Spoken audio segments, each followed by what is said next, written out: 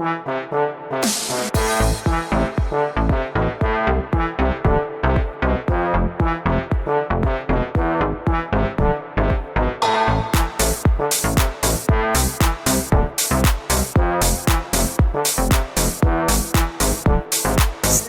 мама, скажу прямо, это просто супер драма. Карантин на пользу не пошел.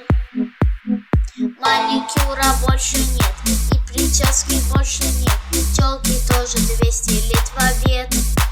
Ну почему пришел к нам этот вирус злой? И не поможет от него супергерой. Но заболеть я очень-очень не хочу. И вот сижу, одна грущу. Грушки куку мне уже все надоели. Конфеты сласти мы уже съели. И только слышу голос: вы обалдели? не чихай на меня, не дыши на меня, и ко мне не заходи, лучше там ты посиди. Не чихай на меня, не зови ты меня, и ко мне не приходи, лучше дома посиди.